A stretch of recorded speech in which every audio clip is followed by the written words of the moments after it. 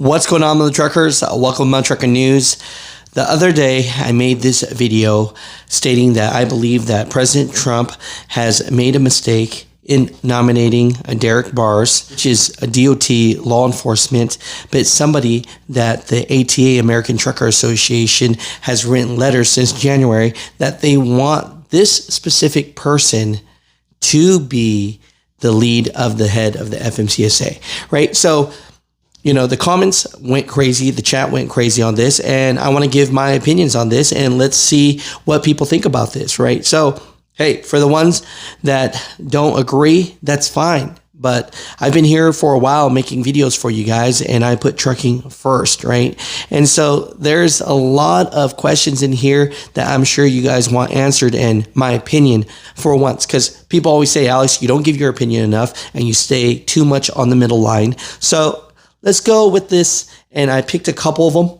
and I'm sorry if I didn't get to all of them.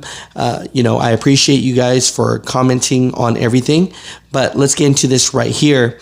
And, let's start off with a big one right here. Okay, so now, again, I'm not calling out any truck drivers. I love you all, but we're just talking on topic points, and I want to be able to address certain questions that were asked by truck drivers, right? One was from Old School Gear Jammer, along me 5209.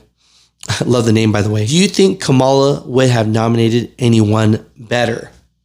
And the answer to that is, and in my opinion, I don't think a Kamala administration would nominate anyone better, right? They're so big on going with EPA standards that anybody that would help move their narrative, they would nominate. So with this question, do you think Kamala would have nominated anyone better?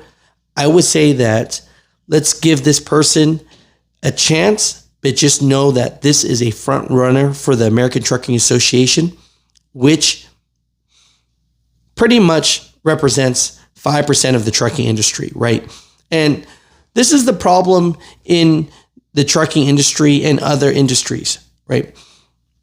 President Trump is looking for good advice and good advisory. And so when you think on paper, who's good at advice when it comes to the trucking industry, that comes to mind for someone that doesn't have a great understanding of the trucking industry is you think the big dogs, the Walmarts, the UPS, the FedEx, all the mega carriers. You think of them first. And so you heard their names before, you believe they're doing things right, and so you ask them for advice. But the truth is they only represent about 5% of the industry, and the other 95% is owner-operators that are single with one semi-truck. So when you think about that, they are giving him advice, but they're giving him advice to push their narratives, right? We talked about it, and I can link the video I did yesterday where, ATA believes in speed limiters.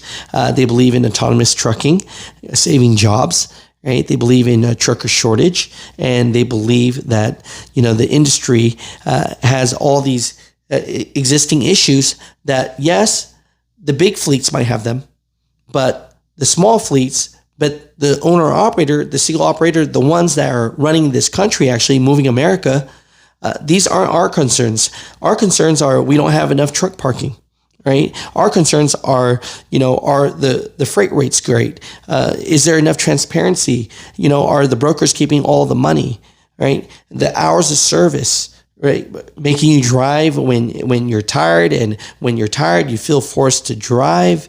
And there's so many things that the trucking industry is hurting, that 95%, that never really gets looked at, right? With the lease purchases and how those are predatory. I mean, we could go down the list of them, right? But the big part is, the administration is getting advice. The current administration is getting advice from the 5% of the industry, and that doesn't help the rest of us. NDX, Medina, QQQ, bro, you were barely even a driver, so you have no say, to be honest. 100% agree. I was only a driver for about 10 years. You know, my family might be in trucking. I was moving furniture for a living. Yes, for North American Van Lines. Even though you're an owner-operator, you own your truck, but you lease onto an agency. So I never had to book my own loads. I got my loads through my North American agency. And so, hey, if that's not enough experience, then 100%, look, that's your opinion. And I can agree with you. There's so many drivers that watch the show that I am so thankful for that have so much more experience than me. And I will never pretend to know it all. Right. So, you know, I'll put that at that. But NDX, I love you. I appreciate you. And thank you for your opinion. This is what's so great about the show. You know, I want you to speak freely. You know, if you want to hate the game or hate on me, that's fine. That's what this platform is for truck drivers. At Yak Now 5252, drivers need to flood President Trump's page with our contents. Remember, we have putis that will listen. 100% agree. Flood his X, flood his social medias, let him know what's going on. Let him know about this video that, hey, this nomination might not be a good one, and this is why. Darrell Hernandez 2764. Here, I was feeling optimistic about deregulation. Okay, this is a great one right here. I love this comment. I truly think, now this is a hot take, okay? So I'm sure one side's going to hate me for making this hot take, and that's okay. I truly believe that under a Kamala administration, that we would have more regulation. They were already pointing into making us buy electric trucks when it was the carriage before the horse. And so I truly think a Trump administration is better for truck drivers than a Biden or a Kamala administration, just for that fact alone.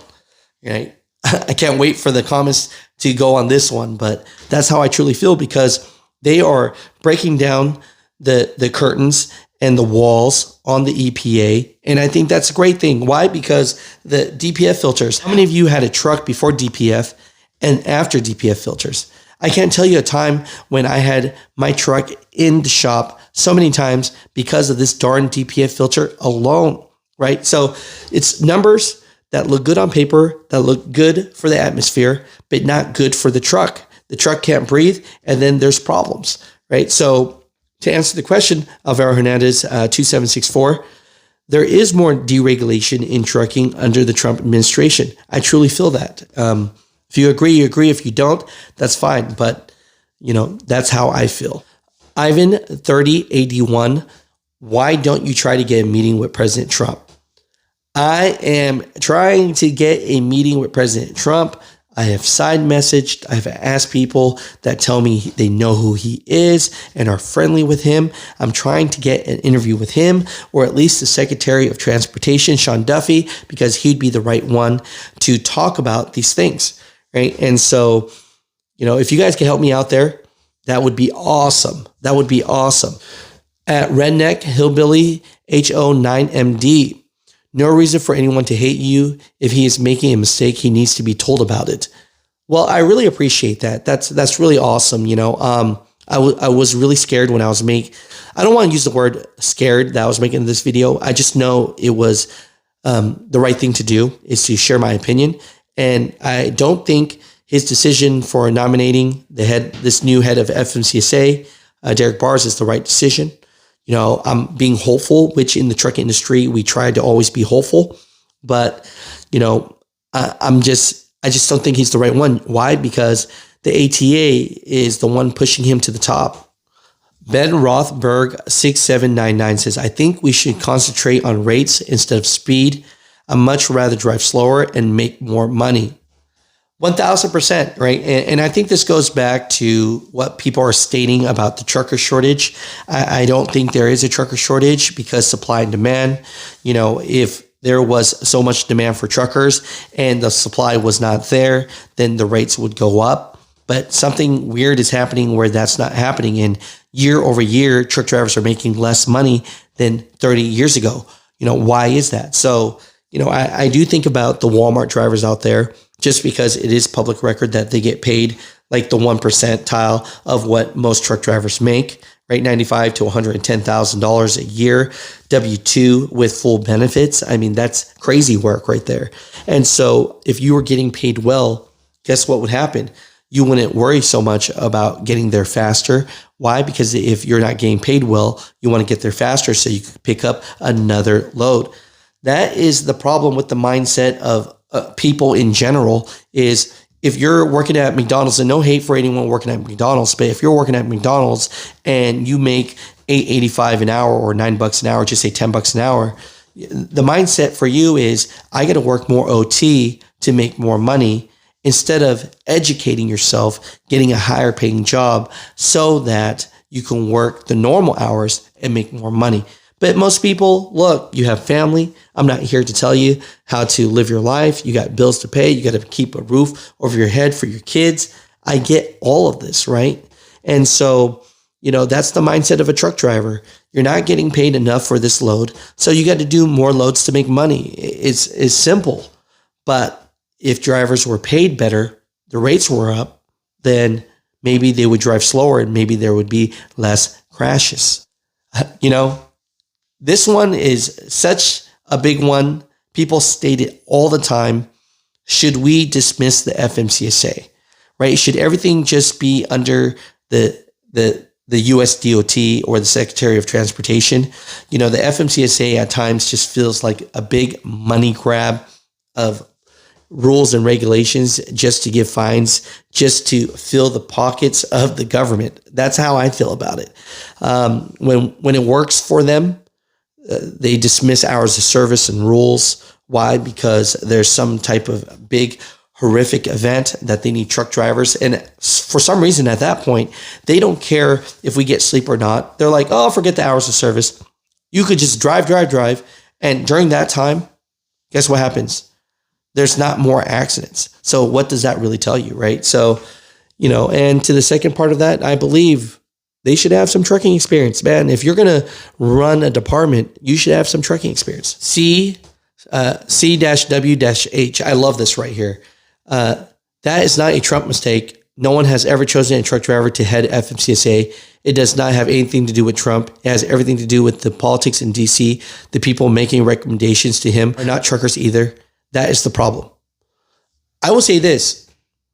I'm not saying Trump is a mistake. I'm saying that him listening to advisors that just are narrating for 5% of the industry is the mistake. And so he has the power to get someone in that understands trucking. And if he recognizes that the ATA and the unions and other organizations are for their own narrative, then 100% he would choose somebody else. I believe, and hey, this is a hot take in itself. I believe President Trump is more about common sense than most presidents that I've seen. But he is making a mistake by being in a room with these advisors that are representing the 5% when he believes that they are representing 100% of the industry. So, hey, those are some of the questions. I want to just give you my opinions. I know there's a lot there, but my truckers, comment down below. Love to share all this with you. And I appreciate you guys. I love you guys. And I'll talk to you guys tomorrow.